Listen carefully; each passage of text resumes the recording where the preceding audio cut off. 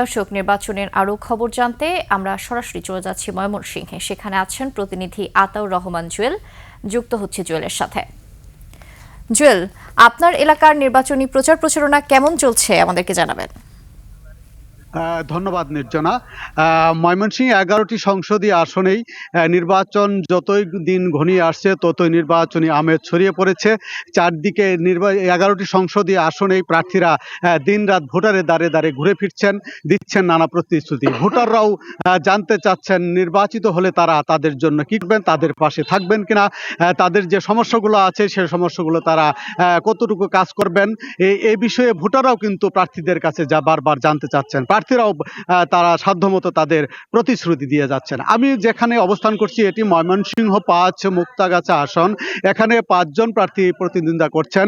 এখানে বিএনপি থেকে রয়েছেন জাকির হোসেন বাবলু, এবং এখানে জামাতে ইসলামের কেন্দ্রীয় নেতা অ্যাডভোকেট মতিউর রহমান আকন্দ রয়েছেন। হাতপাখা প্রতীকের সিরাজুল ইসলাম সহ আরও 2 জন প্রার্থী রয়েছেন।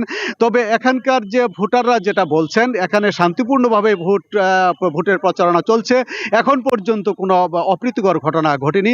আমার পাশে বেশ কিছু ভোটার রয়েছেন যারা আগামী 12 ফেব্রুয়ারি নির্বাচনে অংশ যে আমরা একজন ভোটারের কাছে শুধু জানতে চাবো নির্বাচনে পরিবেশ কেমন, আপনারা কেমন প্রার্থীকে বেছে নেবেন?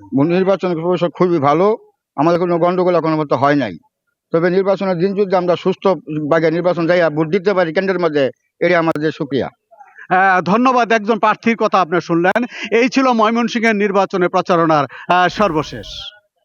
অসংখ্য ধন্যবাদ আপনাকে। দর্শক, এতক্ষণ ময়মনসিংহ থেকে আমাদের সাথে যুক্ত ছিলেন আতাউর রহমান জুয়েল।